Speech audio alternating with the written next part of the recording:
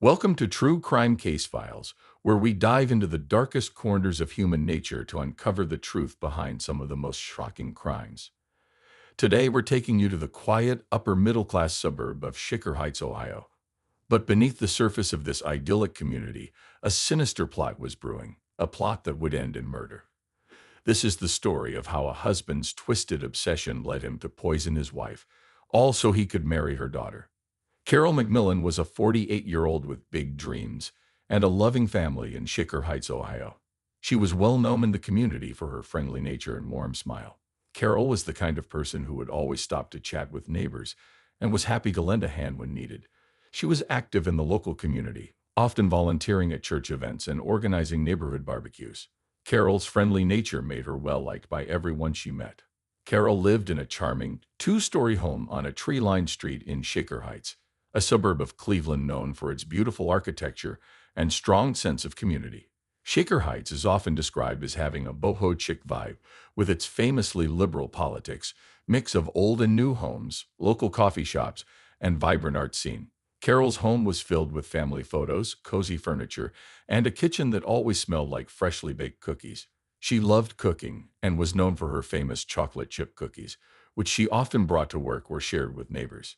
Carol was married to Daniel McMillan, a man 16 years her junior. Despite the age difference, Carol and Daniel appeared to be a happy couple. Daniel worked for a health insurance company and was often busy with work, but the couple made time for each other. They had been married for 5 years and lived with Carol's daughter from a previous marriage, 19-year-old Sarah Levinsky McMillan. Sarah was a bright and ambitious college student studying pre-med and had dreams of becoming a doctor. Carol was proud of her daughter and supported her in every way she could. In the weeks leading up to her death, Carol was planning a family vacation to Orlando. She was excited about the trip and talked about it constantly. She had recently purchased a new suitcase and was filling it with summer clothes, sunscreen, and a new pair of sandals. Carol loved spending time with her family and couldn't wait for the getaway. But Carol's excitement would forever be cut short when, on the morning of April 17, 2019, she was found dead in her home. On the morning of April 17, 2019, Shaker Heights was just waking up. It was a cool, overcast day, typical of spring in Ohio. The neighborhood was quiet, with only a few early risers out walking their dogs or grabbing their morning coffee from Starbucks. Carol McMillan had always been an early bird, but that day something was wrong. At around 8:30 a.m., Sarah Levinsky McMillan, Carol's 19-year-old daughter, went downstairs to the kitchen. She found her mother lying on the floor, unresponsive. A can of Carol's favorite drink, and America's as well, Diet Pepsi, was spilled beside her, the sugary sweet liquid slowly seeping into the grout between the tiles. Panicked, Sarah screamed and immediately called 911, her hands shaking as she dialed. The dispatcher's voice tried to calm her down, but Sarah was too overwhelmed. She was crying and begging for someone to come quickly. When the paramedics arrived just minutes later, they found Sarah in shock, pacing back and forth in the living room. The house was eerily quiet except for the sound of the 911 call still echoing from Sarah's phone on the kitchen counter. The paramedics rushed to Carol's side, but it was too late. Carol was declared dead at the scene. Sarah couldn't believe what was happening. Just the day before, her mother had been excitedly talking about their upcoming vacation, picking out outfits and making plans. Now she was gone, and Sarah was left feeling lost and confused. As the paramedics worked, Sarah called her stepfather, Daniel McMillan, who was at work at the time. Daniel's reaction was hysterical. He immediately started wailing, almost screaming, as Sarah sobbed into the phone. He told her he would leave work right away, but he sounded almost insane with grief. The Shaker Heights Police Department was quick to respond to the scene at the McMillan residence. Detective Laura Robacek, who had been with the department for over 15 years, led the investigation. Robacek was known for her sharp eye and methodical approach. She had a reputation for solving even the most challenging cases. When she arrived at the scene on the morning of April 17, 2019, she immediately sensed something was off. The McMillan home was a typical, well-kept suburban house, with a neat lawn and flower bed starting to bloom with the first signs of spring. Inside, the house was clean and organized. The only sign of anything out of the ordinary was the sight of Carol McMillan's lifeless body on the kitchen floor. Next to her was a spilled can of Diet Pepsi, America's nostalgic drink favorite, its silky brown contents pooling around her. Detective Robacek and her team began their work by securing the crime scene. Yellow tape was quickly put up around the perimeter of the house, and officers were stationed at the entrance to keep onlookers and neighbors at a distance. The investigators carefully examined the kitchen. There were no signs of forced entry, and nothing appeared to be out of place. Carol's purse was on the counter, untouched, and the back door was locked from the inside. The team noticed that the can of Diet Pepsi was still relatively full, with only a small amount spilled on the floor. This caught Robotchek's attention. She instructed the crime scene unit to collect the can as evidence, along with the remaining liquid. The team also took samples from the kitchen counter and floor to test for any unusual substances. They photographed the scene from every angle, documenting every detail. An autopsy was ordered to determine the exact cause of Carol's death. The paramedics on the scene had suspected a heart attack, but Robotchek wasn't so sure. There was something about the way Carol was positioned, and the fact that she had been drinking her favorite soda, or pop as they call it in the Midwest, just moments before, that made Robotchek suspicious. As the investigation continued, the detectives combed through the house for more clues. They searched Carol's personal belongings, looking for anything that might suggest foul play. Her phone was also taken as evidence, with the intention of checking her recent calls and messages. Detective Robotchek knew this case would require careful examination. There was more, much more, to Carol's death than met the eye. With Carol McMillan's death under investigation, the police turned their attention to the people closest to her. The first person they questioned was her husband, Daniel McMillan. At 32 years old, Daniel was much younger than Carol. He worked for a health insurance company in Cleveland and had a reputation for being handsome, charming, and successful. He seemed to have everything: a stable job, a nice home, and a wonderful family. But as detectives began to dig deeper, they uncovered a different side of Daniel. Daniel had met Carol 6 years earlier when he was working as a junior analyst at the insurance company. Carol, a widow at the time, had been charmed by his youthful energy and confidence. They married a year later, and Daniel became a stepfather to Carol's daughter, Sarah, then 13. On the surface, their marriage seemed solid, but friends noticed that Daniel had become more distant from Carol in the past year. He spent longer hours at work, often coming home late or claiming he had to travel for business. During his first interview with the police, Daniel appeared calm, even cold. He expressed shock over Carol's death, but his emotions seemed muted. He told Detective Laura Robotchek that he had been at work when it happened and had rushed home as soon as Sarah called him. When asked about his relationship with Carol, Daniel claimed that they had a good marriage, though he admitted they had grown apart over time. He insisted that he had nothing to do with her death and had no idea why anyone would want to harm her. However, as the interview continued, Detective Robotchek's suspicions grew. Daniel was too composed, too controlled. When asked about Carol's plans, Daniel was vague, saying he was a feminist and didn't like to keep track of his wife's day-to-day activities. He also couldn't recall the last time they had a meaningful conversation or had sex together as a couple. Robotchek found it odd that Daniel, who claimed to love his wife, seemed so disconnected from her life. The detectives also noticed inconsistencies in Daniel's statements. For instance, he mentioned that he knew about Carol's and America's favorite drink, Diet Pepsi, yet he couldn't explain why there was a half-empty can next to her body when she was found. He claimed Carol drank soda often but didn't seem to know much about her other habits or routines.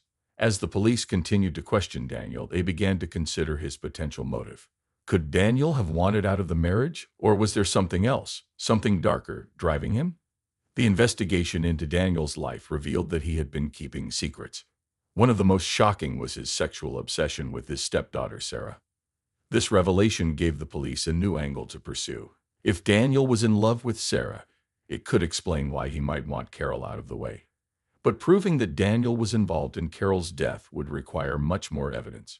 Detective Robotchek knew they had to be thorough, carefully piecing together the puzzle that was starting to form. The next person the police investigated was Sarah Levinsky McMillan, Carol's 19-year-old daughter from a previous marriage. Sarah was a bright and driven young woman who was well on her way to becoming a doctor. She was a pre-med student at Case Western Reserve University in Cleveland, where she had earned a scholarship for her academic excellence. Sarah was known for her kindness and dedication to her studies, often volunteering at local hospitals and tutoring fellow underprivileged students, a common pastime in Shaker Heights in her free time. Sarah had always looked up to her mother, seeing Carol as a role model of strength and compassion. The two were incredibly close, often spending weekends together shopping, watching movies, or just talking about life snuggled in bed together. Carol had been Sarah's biggest supporter, especially after the death of Sarah's biological father when she was just a child.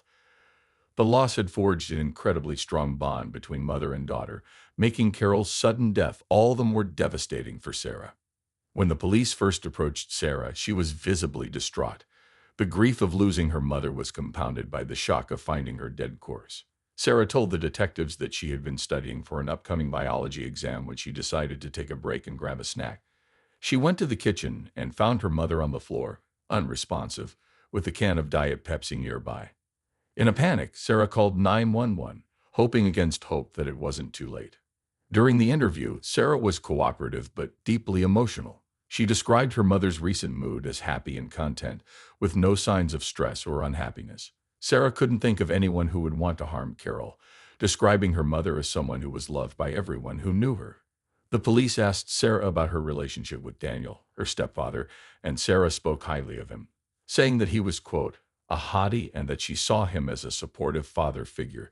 She was completely unaware of his secret sexual obsession with her, a fact that made the police even more concerned and somewhat suspicious.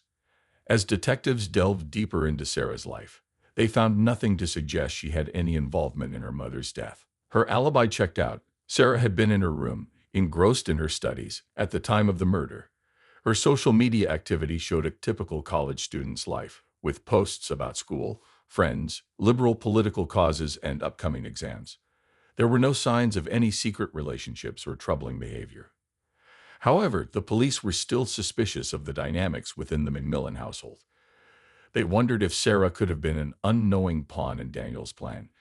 If Daniel's sexual obsession with Sarah was as intense as they suspected, it could mean that Sarah was in danger too. But for now, there was no evidence linking Sarah to the crime, leaving detectives to focus their attention elsewhere. The third person the police questioned was Jessica Miller, Carol's closest friend and confidant. Jessica, 45, was a real estate agent who had known Carol for over a decade. The two women had bonded over their shared experiences as working women in Shaker Heights and had become inseparable over the years. Jessica was often seen at Carol's home, helping with community events or just sharing a glass of wine in the evenings. To those who knew them, their friendship seemed unbreakable, a bond built on trust and mutual respect. However, the police soon discovered that Jessica had been keeping a significant secret. Despite her outward loyalty to Carol, Jessica had been having an affair with Daniel McMillan. This revelation came as a shock to everyone who knew the trio, especially given Jessica's deep friendship with Carol. According to Jessica, the affair began about a year before Carol's death. She claimed that it started innocently, with Daniel coming alone to one of Jessica's infamous naked hot tub parties. A few flirtatious comments later, things quickly escalated into a full-blown sexual relationship. Jessica admitted to feeling, quote, a little bleeping guilty about betraying her friend, but said she couldn't resist Daniel's, quote, smoking hot bod. When the police interviewed Jessica, she was nervous and defensive. She knew that her affair with Daniel placed her under suspicion, but she insisted that she had nothing to do with Carol's death. Jessica claimed that she was kind of saddened by Carol's passing and had even considered lowering the number of times she had sex per week with Daniel because of the guilt she felt. However, she also revealed that Daniel had recently told her he was in love with someone else and dumping, leaving her devastated. Jessica didn't know who the other woman was, but she suspected it might be someone younger, possibly Sarah. The detectives pressed Jessica for more details about her sexual relationship with Daniel and her whereabouts on the day of Carol's death. Jessica stated that she had been at a real estate showing in Cleveland Heights and had clients who could verify her alibi. The police followed up on this, confirming that Jessica was indeed with clients at the time of the murder. However, they couldn't ignore the possibility that Jessica might have been involved in some way, given her emotional turmoil and jealousy over Daniel's shifting affections. Despite her alibi, Jessica remained a person of interest in the investigation. Her affair with Daniel, coupled with her close relationship with Carol, made her a complicated figure in the case. The police had to consider whether Jessica's jealousy and heartbreak might have driven her to do something drastic. But without concrete evidence linking her to the crime, Jessica was left in a precarious position, caught between her guilt over the affair and her sorrow over losing her friend. Hey, true crime case solvers interested in more real-life murder mysteries, be sure to like and subscribe to our channel. And do you have any thoughts about this case or have a case of your own you'd like us to investigate? Leave us a comment. Stay safe, true crime case solvers. On April 27, 2019, just after 9 o'clock a.m., the weather in Shaker Heights was cool and overcast, typical for an Ohio spring. As investigators continued to search for clues, they received a significant break in the case. A toxicology report came back from the lab, revealing that Carol McMillan's cause of death was cyanide poisoning. The lethal substance had been mixed into her can of Diet Pepsi, confirming that her death was not a natural occurrence but a deliberate act of murder. The revelation of cyanide as the murder weapon shocked the investigation team. Cyanide is a rare and deadly poison, often associated with high-profile cases and espionage. The detectives knew they were dealing with a premeditated crime. Someone had gone to great lengths to plan and execute Carol's murder. This new evidence shifted the focus of the investigation, giving the police a clearer direction. The detectives immediately revisited the crime scene, searching for any trace of the poison or how it might have been introduced into Carol's drink. They examined the Diet Pepsi can, the surrounding area in the kitchen, and any containers or objects that might have come into contact with the poison. Forensic experts were called in to analyze everything, from the remnants of the drink to the fingerprints on the can. While no direct trace of cyanide was found in the kitchen, the forensic team did find traces of the poison on the rim of the can, confirming that it had been deliberately laced with the deadly substance. The discovery raised more questions. Who had access to the poison, and how did they get it into Carol's drink without her noticing? The police began to dig into the backgrounds of all the suspects, searching for any history of chemical knowledge or access to dangerous substances. They also looked into recent purchases and online searches that might indicate someone had been researching or acquiring cyanide. The detectives knew that cyanide was not something easily obtained. Whoever had used it had likely done some serious planning. This new evidence also put pressure on the suspects. The police re-interviewed them, focusing on their knowledge of poisons and any suspicious behavior leading up to Carol's death. The detectives were determined to find out who had the means and motive to commit such a calculated crime. With the case now pointing definitively to murder, the investigation took on a new urgency as they closed in on the truth. On April 20, 2019, just before noon, the police made a breakthrough in the investigation that would lead them directly to the murderer. After carefully examining the evidence and re-interviewing the suspects, the detectives had begun to piece together a disturbing picture. All signs pointed to Daniel McMillan, Carol's husband, as the one responsible for her death. Daniel McMillan, 32, was a charming and successful man who worked at a health insurance company. Outwardly, he appeared to have it all: a stable job, a beautiful wife, and a picture-perfect life in the progressive utopia of Shaker Heights. However, beneath the surface, Daniel was a man driven by dark and twisted sexual desires. He had become obsessed sexually with Carol's daughter and his stepdaughter, Sarah Levinsky McMillan, from her previous marriage. Daniel had secretly harbored sexual feelings for Sarah, who was only 19 and completely unaware of his intentions. As his obsession grew, Daniel became increasingly distant from Carol, seeing her as an obstacle to his disturbing fantasy of starting a new life with Sarah as his bride. Detectives uncovered key evidence that tied Daniel to the crime. An analysis of his internet search history revealed that he had been researching cyanide for several months before Carol's death. He had searched for information on where to buy it, how to use it, and its effects on the human body. This damning evidence suggested that Daniel had carefully planned the murder, intending to use cyanide to get rid of Carol without leaving a trace. On the day of the murder, Daniel had taken advantage of Carol's daily routine. He knew that she loved Diet Pepsi and drank a can every day after work. According to the investigation, Daniel had spiked her can of Diet Pepsi with cyanide, knowing that she would drink it as soon as she got home. The poison worked quickly, causing Carol to collapse and die within minutes. Daniel's plan was to make it look like a sudden heart attack, but the toxicology report revealed the truth. The police confronted Daniel with the evidence they had gathered. At first, he tried to maintain his innocence, but as the detectives laid out the facts, his internet searches, his growing obsession with Sarah, and the traces of cyanide on the can, Daniel's facade began to crumble. Daniel's arrest shocked the Shaker Heights community. Carol's friends and neighbors were horrified to learn that the man they had once thought of as a devoted husband had committed such a heinous act. Sarah was devastated by the revelation, struggling to come to terms with the fact that the man she had considered a father figure had been secretly plotting against her mother. The trial of Daniel McMillan began on January 15, 2019, in Cuyahoga County Common Pleas Court. The case drew significant media attention, with local news channels covering the proceedings extensively. Carol McMillan's murder had shocked the Shaker Heights community, and many people were eager to see justice served.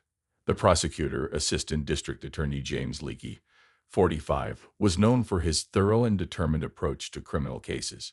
Leakey presented a strong case against Daniel McMillan. He argued that Daniel had planned Carol's murder with premeditation, pointing to the evidence of cyanide found in Carol's Diet Pepsi and Daniel's extensive internet searches about the poison. Leakey described Daniel's actions as cold and calculated, emphasizing how Daniel's obsession with Sarah Levinsky McMillan drove him to commit the crime. On the other side, Daniel's defense attorney, Laura Phillips, 38, tried to paint a different picture. Phillips argued that Daniel was a man who had been overwhelmed by personal problems and stress, which might have affected his judgment. She claimed that Daniel's actions were not premeditated but a result of mental instability. Phillips tried to argue that there was not enough direct evidence linking Daniel to the poisoning, but the evidence against him was overwhelming. During the trial, Carol's family, including Sarah, attended each day, visibly emotional and distressed. Sarah was particularly affected by the trial, having to confront the reality of her stepfather's betrayal and her mother's death. The court saw tearful testimonies from friends and colleagues of Carol, who described her as a loving and caring person who would never have imagined such a violent end. After several days of testimony and evidence presentation, the jury deliberated and returned a verdict on January 22, 2019. Daniel McMillan was found guilty of first-degree murder. The judge sentenced Daniel to life in prison without the possibility of parole. The sentence was met with a mix of relief and sorrow by Carol's family and friends. They felt that while justice had been served, the pain of losing Carol and the betrayal by Daniel would linger. The verdict brought a sense of closure to the case, but it left a lasting impact on those involved. Carol's friends and family had to cope with the aftermath of the trial, trying to rebuild their lives while remembering the warmth and kindness Carol had brought into their lives. The trial was a stark reminder of the darkness that can lurk behind even the most seemingly perfect facades. After Daniel McMillan's trial and sentencing, life in Shaker Heights began to return to normal, but the impact of the case was still deeply felt by those involved. The McMillan family was forever changed, and the community was left grappling with the aftermath of the crime. Daniel McMillan was transferred to the Ohio Department of Rehabilitation and Correction, where he began serving his life sentence. His trial had been highly publicized, and he became a known figure in the prison system. His imprisonment was a stark contrast to the life of luxury he had once enjoyed. The media coverage of his case continued for some time, with many local news outlets reporting on his adjustment to prison life and his interactions with other inmates. Sarah Levinsky McMillan, Carol's daughter, faced a challenging road ahead. She was a pre-med student at the time of her mother's death and had been deeply affected by the murder. After the trial, Sarah took a leave from school to focus on her mental health and process the trauma of the past months. She received support from friends, family, and professional counselors. Her community rallied around her, and many people admired her resilience and strength during such a difficult time. Jessica Miller, Carol's former friend and Daniel's secret lover, also had to navigate the consequences of the case. Although she was cleared of any involvement in the murder, the affair and the role she played in Daniel's life made her a controversial figure. Jessica's real estate business suffered due to the negative publicity. She decided to move to a different city to start over, hoping to leave the past behind and rebuild her career and personal life. As time went on, Carol's friends and family worked to find a sense of normalcy. They focused on remembering her in positive ways and continuing the community work she had been passionate about. The case served as a harsh reminder of how quickly a life can be upended by betrayal and violence, leaving lasting scars on everyone involved.